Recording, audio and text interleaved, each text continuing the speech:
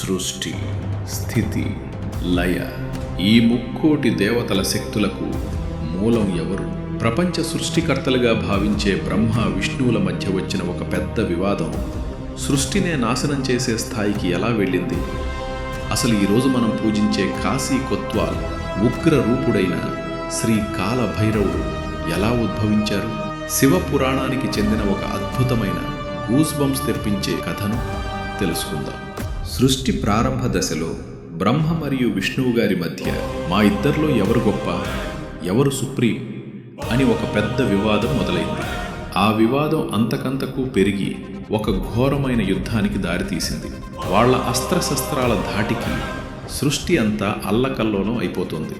దేవతలందరూ భయంతో పరమశివుడిని శరణు కోరారు.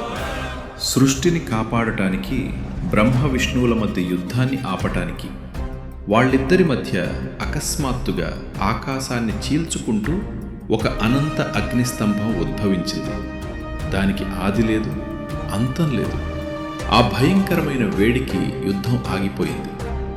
అప్పుడు ఆకాశం నుంచి ఒక అశరీరవాణి వినిపించింది. మీ ఇద్దరిలో ఎవరైతే ఈ అగ్నిస్తంభం ఆది లేదా అంతం కనుక్కుంటారో వాళ్లే అందరికంటే గొప్పవారు. వెంటనే శ్రీ మహావిష్ణువు ఒక పెద్ద శ్వేత వరాహ రూపం ధరించి స్తంభం ఆది కనుక్కోవటానికి పాతాళం వైపు తవ్వుకుంటూ వెళ్ళారు. బ్రహ్మదేవుడు ఒక పెద్ద హంస రూపం ధరించి అంతం కనుక్కోవటానికి ఆకాశం వైపు ఎగురుకుంటూ వెళ్ళారు. ఒకటి కాదు, రెండు కాదు, 1000 సంవత్సరాలు వెతికినా కూడా ఆ జ్యోతిర్లింగం ఆది అంతం ఎవరికీ దొరకలేదు. విష్ణువు తన పరిమితిని ఒప్పుకుని వెనక్కి వచ్చేసి ఆ అగ్నిస్తంభానికి నమస్కరించారు. కానీ బ్రహ్మదేవుడి అహంకారం ఒప్పుకోలేదు. పైకి వెళ్తున్న బ్రహ్మకి శివుడి తల నుంచి కింద పడుతున్న ఒక కేతకి పువ్వు మరియు కామధేను ఎదురయ్యాయి. తను అంతం చూశాను అని విష్ణువు ముందు అబద్ధం చెప్పడానికి బ్రహ్మ వాటిని సాక్ష్యంగా పెట్టారు. బ్రహ్మ కిందకు వచ్చి అబద్ధం చెప్పగానే తన అహంకారాన్ని, విశ్వాసఘాతుకాన్ని చూసి పరమశివుడికి క్రోధం కట్టలు తెంచుకుంది. ఆ అనంత అగ్నిస్తంభం బద్దలై అందులో నుంచి శివుడు ఉగ్ర రూపంలో బయటకు వచ్చారు.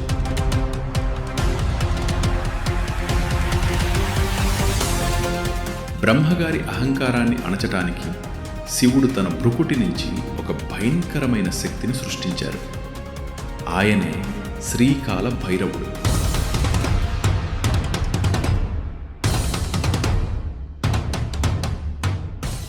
నల్ల రంగు, ఎర్రటి కళ్ళు, చేతిలో ఆయుధాలతో ఉద్భవించిన భైరవుడు శివాజ్ఞ ప్రకారం అబద్ధం చెప్పిన బ్రహ్మగారి 5వ తలని వెంటనే నరికేశారు.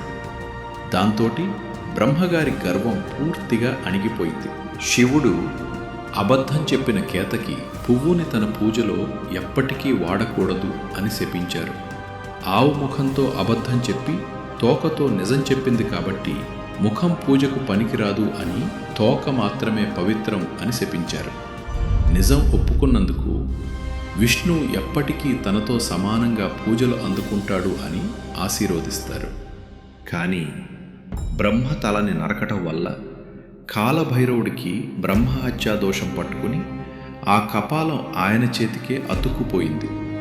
శివుడి ఆదేశంతో ఆయన 3 లోకాలు భిక్షువులాగా తిరిగి చివరకు పవిత్రమైన కాశీనగరంలో అడుగుపెట్టగానే ఆ కపాలం రాలి కింద పడిపోయింది.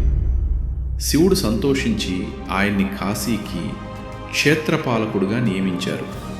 ఈరోజు కూడా కాశీ వెళ్లే భక్తులు కాలభైరవుడి దర్శనం చేసుకుంటే గాని వాళ్ల యాత్ర పూర్తి అవ్వదు.